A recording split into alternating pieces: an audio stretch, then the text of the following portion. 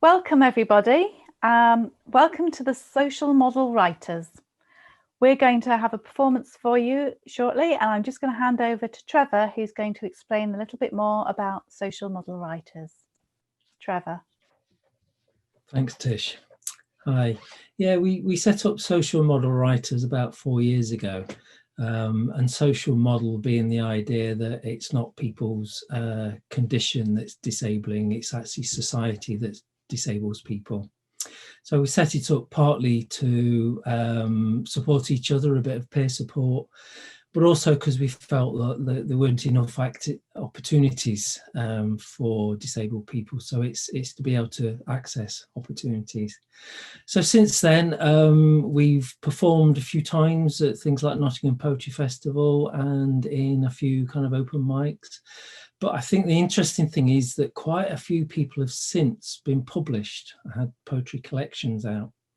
So tonight you'll be hearing quite a varied selection of poems from all the wonderfully diverse poets, which Tish is now going to introduce.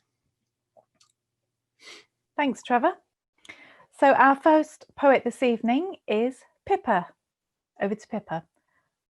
Hi, I'm Pippa. I've just discovered I'm autistic at the grand old age of 54, which has put a lot of my life in perspective, including my reaction to a spider when I'm on my own at home. It's not unusual to be afraid of spiders, but the aftermath if you're autistic is pretty horrendous. The poem's called Amygdala, which is the part of the brain that triggers the fight or flight, or in my case, freeze response. So, amygdala. The scuttling speed, caught by vision's edge, I leap. Now I'm motionless on the sofa, mind halted, dead in its tracks. Primordial terror freezes my nerves, pounds my pulse, convulses my lungs, forces out desperate squeals, like a pig approaching a blood-stained block. Inside my skull walls, a battlefield with no general. Every neuron short circuits, indiscriminately blasts imminent peril to 86 billion comrades in arms. My vocal cords loosen first. Bugger off! Bloody leave me alone! Bugger, bugger, bugger, what do I do? Use of my arms returns, eyes fixed on the scurrying, I hurl a pizza box. Crusts scatter, narrowly miss it. A tissue box follows, a cushion. The Radio Times flutters, hits it squarely, finishes it off. I sob for 5, 10, 15, 20, 45, 70 minutes, spilling apologies, thoughts whisked to a thick mousse, sensations snatched away, hitting my head, scratching my arms, trying to find myself. Like the creature under the magazine, I have lost a dimension.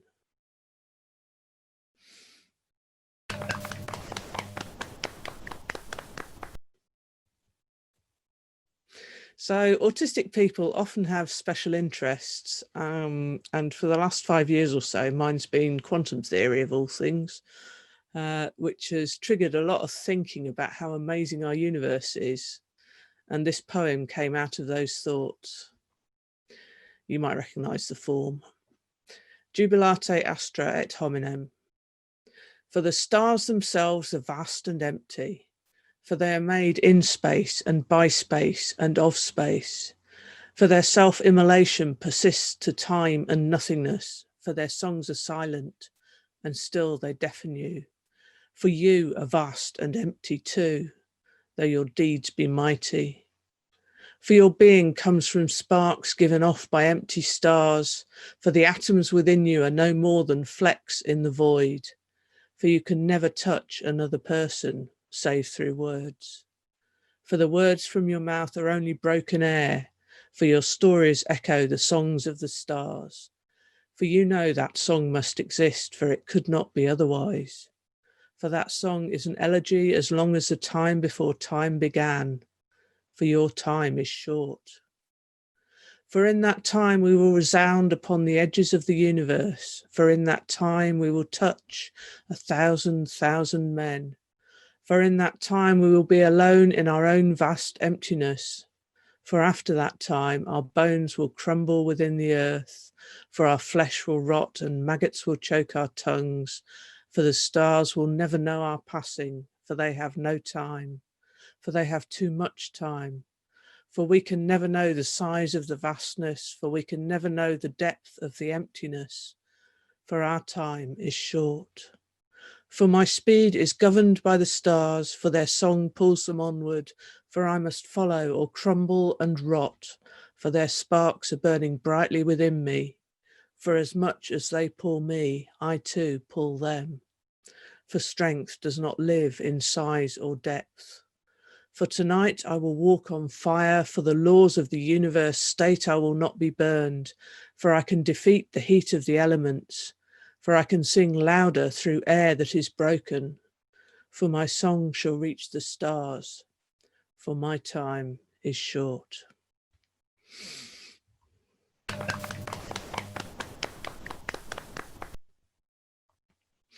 Okay, so quantum theory isn't all about wonder and awe. It's so weird, you can have fun with it too.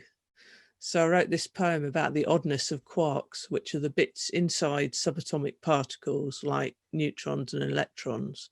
So like they're smaller than the things that are smaller than the smallest possible thing. So kind of little. Quantum dating. You'll never find a quark at a singles bar. They prefer to spin in threes, each dressed in a different colour. An unstable quark might pair up with an antiquark. Such couplings never last long. With luck, you may catch a quark on the rebound. Keep account of the W bosons in your vicinity. Quarks are notorious for hooking up with them on a whim and dumping them just as thoughtlessly. They don't mean anything by it, but it does change their flavour. Ignore the rumours of tetraquarks and pentaquarks. Involvement with these exotic hadrons is only for the adventurous and is strongly discouraged. When you've got your quark, find out if it is up, down, strange, charm, top or bottom. It doesn't matter to them, they're not fussy. But you shouldn't confuse your charmed bottom with your double bottom. No one knows what that might lead to.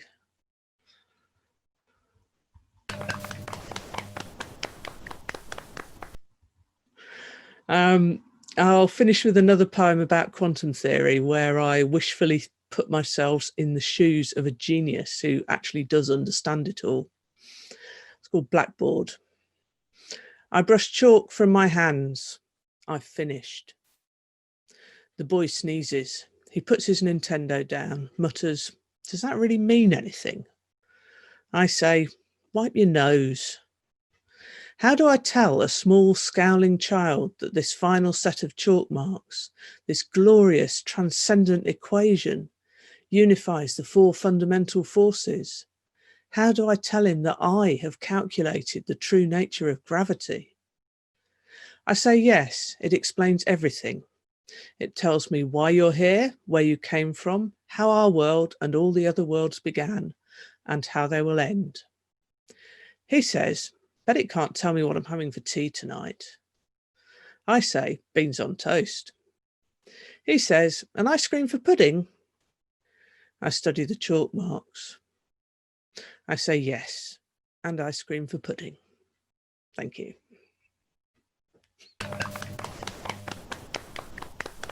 Thank you, Pippa. That was great. Brilliant. What an introduction to spiders and astrophysics. That's quite a combination. Okay, our next poet for you today is Vron. I'd like to hand over to Vron. Thanks, Lytisha. This first piece is called The Itch, and it probably makes more sense if you know that I'm a full-time wheelchair user and I have a very itchy back. The Itch. It's true, there is a pair of wings growing across my back, barbed feathers spreading inexorably, unseen. No one believes me, but I can feel them itch, feel the way the feather tips brush my arm when I reach round to check their progress.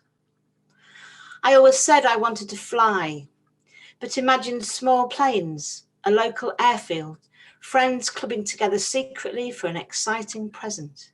But that never happened. Long before the whisper of soft feathers, I settle for the slip, slide, leap of living life on ice, skating free from earthly plodding, seeming to fly with grace and exhilaration. It came close, but is too far in the past to be helpful now. But when my life became no longer pedestrian, something shifted. The itch across my back started in earnest. I long for sandpaper, loofah mitt, pressure of scouring hand sufficient to ease the growth pangs. I am the queen of back scratches, rub like a bear on the tree of doorpost, sofa arm, drag of clean, rough towel to bear the itch of change, of growth, re-emergence. The wings I once had are growing back in, becoming more magnificent with each stretch and spread. Unwieldy as slack muscles adapt slowly, knocking knickknacks from the shelf as I misjudge their span. Mighty, powerful, unseen.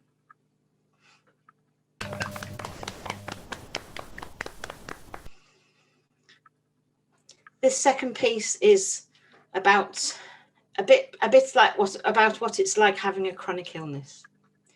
And I've just called it Tomorrow for obvious reasons, you will see. I borrowed from tomorrow, now tomorrow is today. I borrowed from tomorrow and now I have to pay. I did a bit of washing up. I tried to write some verse. I pushed on through my tiredness and now it's so much worse. I borrowed from tomorrow, now tomorrow is today. I borrowed from tomorrow and now I have to pay. I did a bit of Zooming in an effort to connect. It was lovely at the time, but now I'm feeling really wrecked. I borrowed from tomorrow. Now tomorrow is today. I borrowed from tomorrow and now I have to pay. But this is my new normal. It's a challenge to be met. I might take my time adjusting, but I'm not defeated yet. I might borrow from tomorrow, get charged interest on my debt. I might borrow from tomorrow, but I'm not defeated yet. But I'm not defeated yet. I'm not defeated yet. Thank you.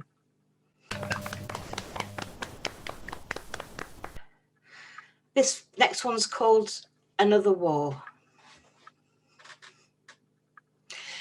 It can come as quite a shock to find you've joined the ranks of the expendable. Something you thought happened to other people, the feckless and the flawed, scroungers with the wrong attitude bringing it on themselves. But there's room for thousands more on the roll call of the dead, detained, deported, left to depend on low wages and food banks, left to government-sanctioned starvation, left in a tower block to burn. You're just one of the herd, not a priority. Not just 3 pay packets from penury, but 3 risk factors from don't bother calling 999, or frontline troops once again sent in to fight another war with inadequate equipment, hailed as heroes as they fall, prey to the priority of profit over people, the bitter twist of avoidable tragedy. Thank you.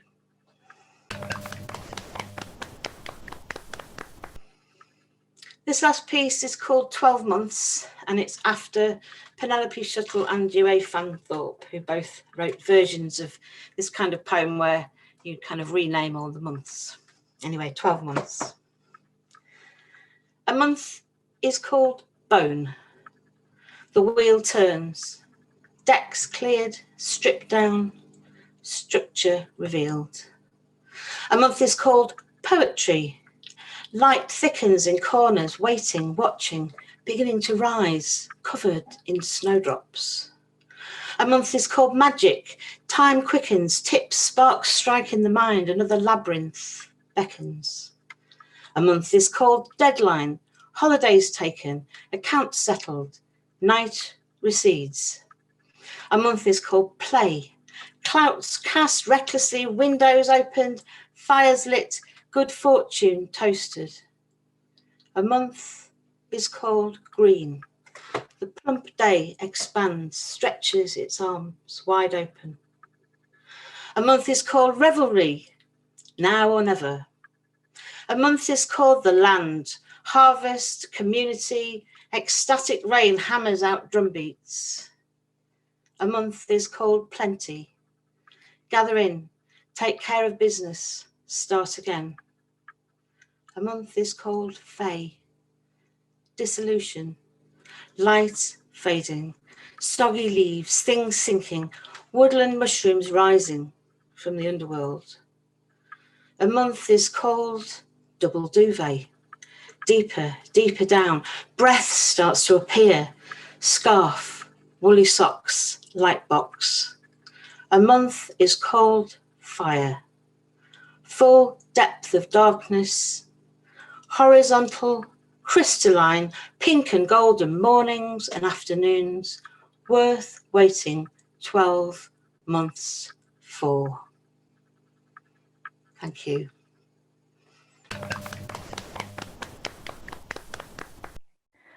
Thanks, Vron. That was great. Thank you. So far we've been quite eventful. We've met spiders and dating quarks, and we've thought about the itch where our wings are, where mushrooms are coming up in certain times of the month. And now, not a mushroom at all, I'm going to hand you over to another M, Maresa. I am Maresa, and I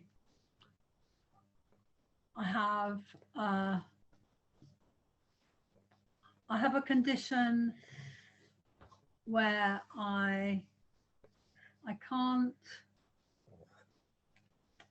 control my movement, so can't speak. So I have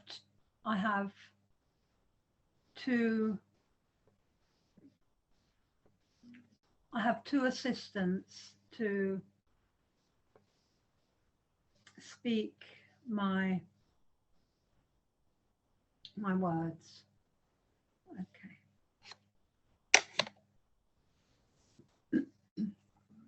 All the poems I have chosen today are about connecting with each other. I wrote this first poem, Touch, because I see Helen Keller as a powerful leader. I also see us, who need assistance to communicate, as equally powerful leaders when we are together. And we gather together in our network called Quiet Riot, and we all observe and think and connect with others. We are all completely dependent on the help of others, and we would die without that help. But we can still, by being in the world, be outspoken about injustice. So Zakia is now going to read the poem Touch. Touch. In 1913, Helen Keller considered it a priceless gift and a deep responsibility to think, and a time for loud-voiced, open speech and fearless thinking against individualism, conquest, and exploitation. In Quiet Riot, that is what we do. We think. And through the conduit of others, we voice that thinking. Nearly a century later, Paul Thomas wrote, "My mind does excel. My mind instructs me to move. My limbs often will not comply." We all can be seen as mute and helpless, but we know what we can give, the power of connection. Tiandi writes, "Dialogues are your vehicle. Connecting is your power." We connect like Helen Keller. Through our hands and touch, we know that power. And through that power, we know we can't survive on our own, as none of us can. In 1916, Helen Keller was in the fight to change things. She said of herself, "I may be a dreamer, but dreamers are necessary to make facts." We must ally ourselves to the act with the millions of invisible bodies who enables us to survive, the countless souls who live and die unrecognized. We know we are connected. Thank you. The next poem is called I Am Glass. I wrote this as I've always been aware that disabled people have so much to give to the world. When we are excluded from the world and the society becomes poorer, so we, as disabled people, reflect what is going on at the heart of the society we live in. When we are fully included, I'm thinking about connection and interdependence can go forward.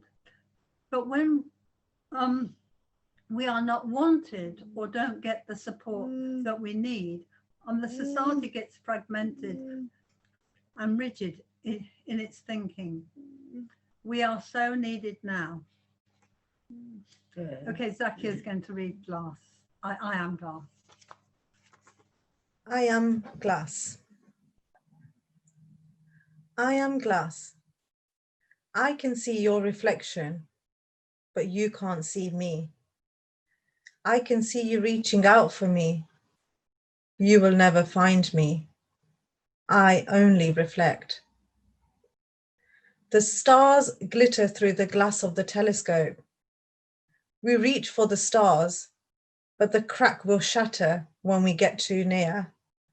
Our dream starts on our earth. I am glass. I see into your eyes as you sip my rim. The child in your soul is lost. The earth is reaching for you, but you can't see her. You can't feel her presence. I am glass. I only reflect. To find me is to touch the earth. The soil in your toes is comfort. The broken glass will cut your feet. Thank you. The last poem is called Dancing Together. And this piece is about how I related to my granny. We often used to sit in silence with all the richness of love. Dancing together. It was not that we danced, more that we could dance. We two women in a room with no music, unless you count the sound of closeness filling the quiet between us. There was movement to our connection, rhythm to our saying nothing.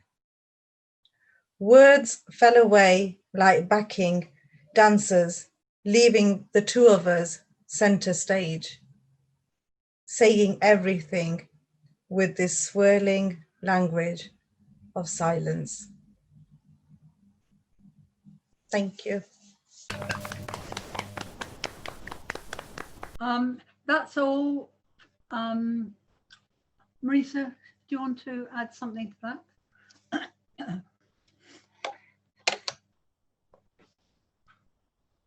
I hope you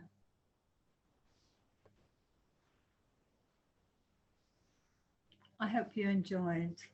I hope you enjoyed that. Thanks, Marisa and Zakia and Caroline. They were great poems, Marisa. Thank you. Next up, we've got Trevor. Over to you, Trevor. Hi. Like Pippa, I was diagnosed as autistic at the grand old age of 54 as well. So this is one of the first things that I wrote, and for me, being diagnosed was a positive, and it actually made me realize why I hadn't done things. So I started to do things like writing and joining a choir, for example. So this is diagnosis. Hunted to the vanishing point of razor-edge nerve fatigued, backed into dead ends by the snarling bloodhounds of sense, pinioned against the wounding juts of emphysema-inducing cultures. I seized one last chance saloon shot at the cell-bullying pathogens and committed to come out swinging for no other reason than to agitate the particles binding me. And this time, just maybe this time, I might just make it to the river. So second one I'm going to read is called Sham Sucker. Parents in such times find it impossible to shield all their eyes and ears. So we watch the latest trauma nodding together as our leaders sagely sputter assurances. This will not beat us. Things will return to normal. We are all in it together, whatever it takes. While all the while oblivious to the possibility that business as usual is the very thing that has broken us. Leaving the next morning, I aim for normality, but I hug her just that little bit closer and just that little bit longer.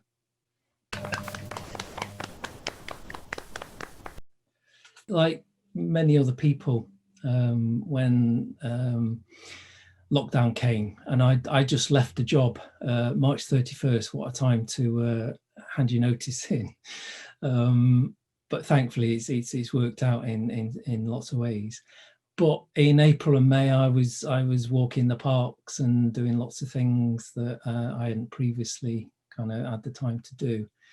But also, like everybody else, wondering what on earth was going on with COVID.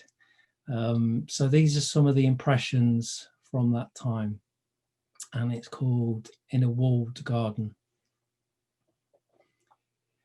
Early days when routine alarms signalled the stark absence of routine, when shadows hovered over shared spaces, when dogs thought their walkies lottery was won, and when we just about kept in check the feeling that we'd never fight our way out of this suffocating bag, and when downriver from our newly anointed favourite willow, an egret poised still, as if it too wondered how old noises could become replaced by creaking boughs, by woodpecker check attacks, by senses of place, of value, by othered voices seeping through spring clouds that seemingly held in cold ashes like a man imposing a firebreak on his tears, until halfway in, sitting snug on Peter's seat, noticing cobwebs glistening warm in red brick, flawed breaths catching serotonin airs, savouring what bees really do in these public butterfly plots, and mulling on what old Peter, if he were here with us now, would think of such transitions, of such sacrifices, of such worries, wrapped up in newfound wonder. Yet what if, when all of us become newly normaled, when our rat runs return to singe leaf and lung, what if we sit back and allow our filters to reset? What if we discharge all we claimed that we'd sense? What if we don't pick out those creaking boughs? What if we no longer hear that chack-a-chack-a-tack? What if then we stop seeing, really seeing, what bees do?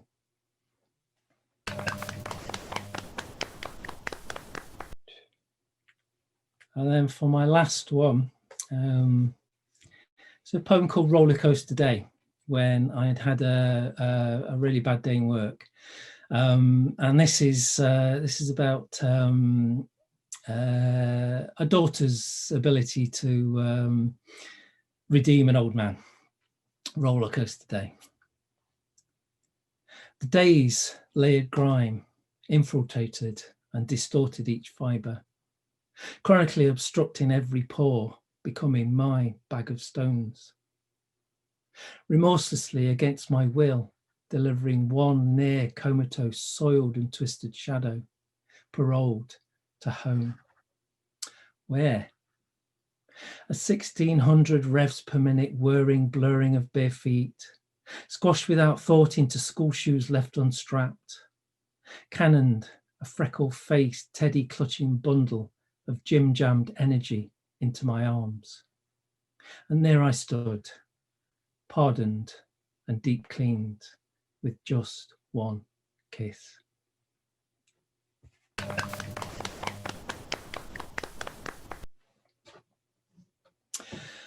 Okay, and now introduce the wonderful Lytisha.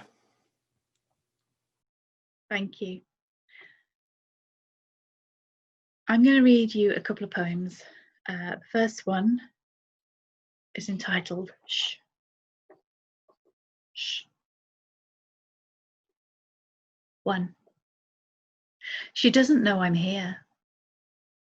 Shh. Let's not tell her yet. Let her carry on thinking maybe it's all in her head. Maybe there's nothing wrong and she's making it up. Let's give her a couple of years with swinging between malingering and misdiagnoses. She's in her late teens. She's bound to be confused. It's normal. 2. Don't you just love that word? Normal. What I like most about it is that no one actually knows what it means. Normal for Norma is not normal for Nancy. Only neither Nancy nor Norma know that because they've never felt what it's like to be one another. The need for normal is one of my favourites. 3.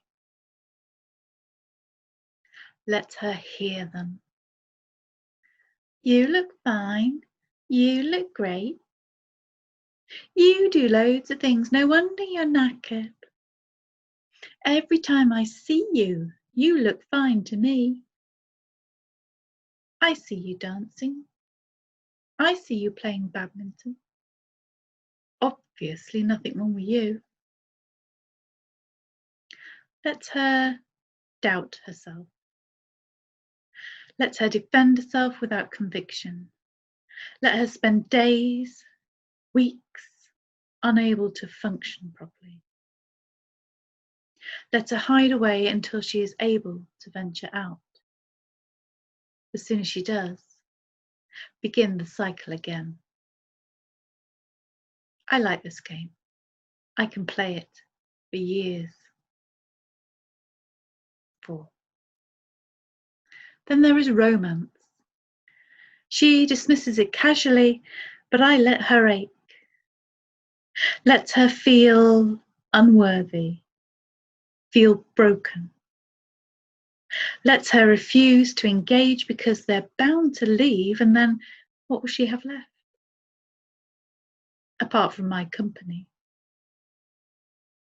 She will cry a lot. 5. Now, let's crank up the confusion. After, say, 8 or 9 years, let's see how she gets on without me. Let her realise that she finally feels a bit more like herself. See how she is unsure of trusting herself. Watch how she falls apart mentally.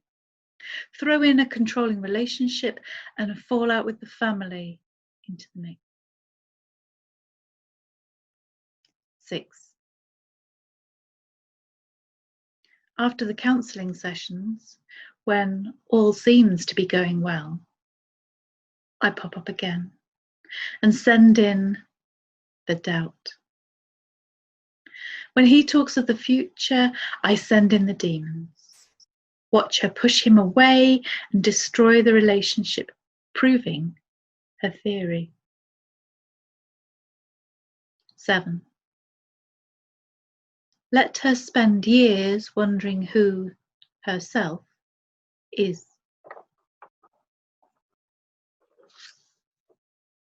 8. When she moves to make a new start, when she finds new friends, watch me rise. See how I can steal all that newfound confidence so quickly. She fights back, makes connections with others that know me, but that does not reduce me. I may be visible to some, but they can't evict me. I am burrowed deep in the mind and body.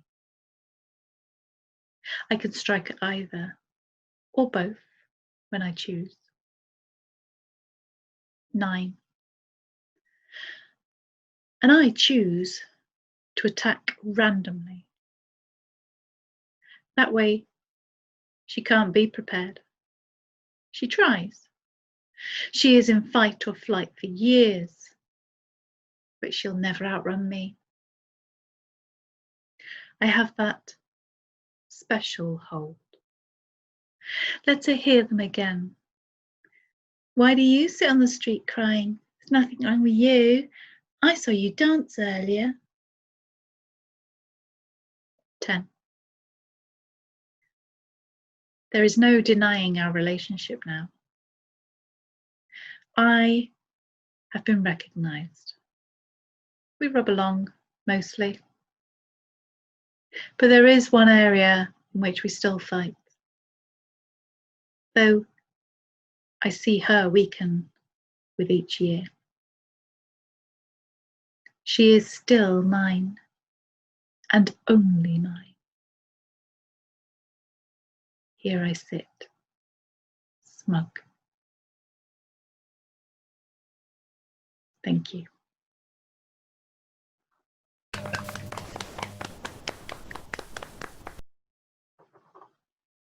And my final piece today, on a slightly lighter note, is called Take a Seat.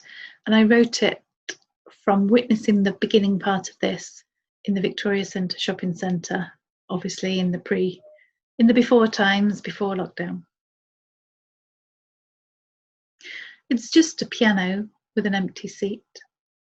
It's just an old guy, unsteady on his feet. He sat. The lid was up. No sign to say, do not touch. He looked away, but something deep inside said, just play. He glanced about. No one ever noticed him. His fingers reached out and stroked the keys. Soon he found he'd swung round his knees. His fingers found they knew their way, rolling chords. Then he was away. The tunes all came tumbling out. He played and played as if no one was about. The endorphins flowed as the synapses clicked, forgotten patterns, tones, melodics. I'm sorry, sir, but I'll have to stop you. It's closing time and I don't want to lock you in. Surprised, the old man checked his watch.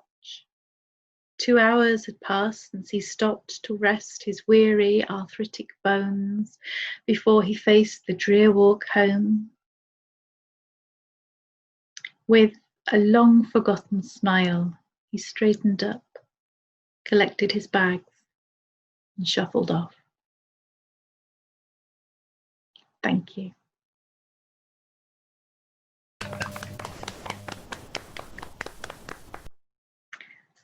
So that's all we've got for you today. I hope you've enjoyed this Social Model Writers, and we hope to see you again sometime in the future. Take care.